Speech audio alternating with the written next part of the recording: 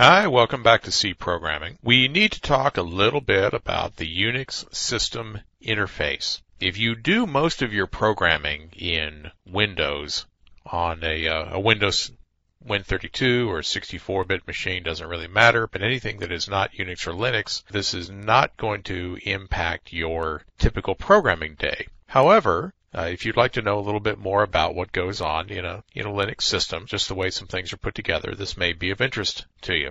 Everything in Unix, whether it's a printer, a file, the screen, the keyboard, whatever, is represented by a file. It's treated like a file. It's read from and it's written to, and all of the access control is handled as if the item were a file. All of these devices are represented by file descriptors. The first three of them we already know. FD0 is a standard in. We know it as standard in. FD number 1 is standard out, and FD2 is standard error. The shell, when it creates our C program environment as the program starts, handles the redirection of file descriptor 0, 1, and 2.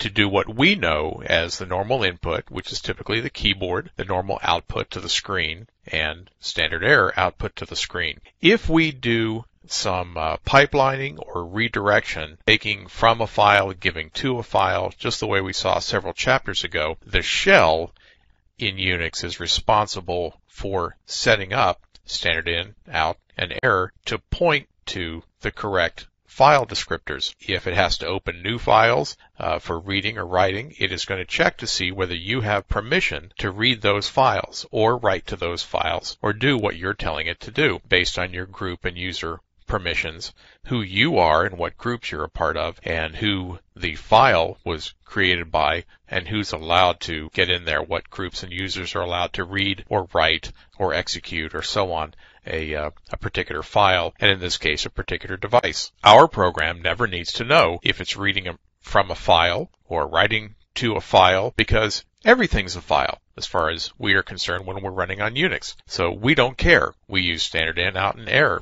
We have used those because the standard C library does the fix-up from the file descriptors to those names that we know. And printf, scanf, those kinds of functions do yet another fix-up to default to using the standard in, which defaults to using file descriptor 0, which defaults on farther down in the stack to the normal input, which is the keyboard file, set up by the shell. So we're relying on all of these layers all the way down through. And that's one of the things that makes C so portable, is that all we have to do is get the standard library set up properly and get a shell that understands what we're trying to do when it kicks off the program, and we're on our way.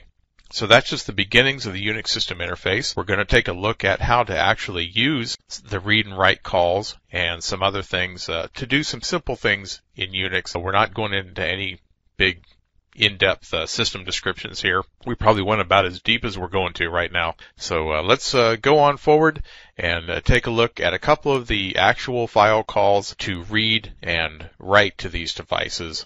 As we know, they're always files anyway, but we'll move right along.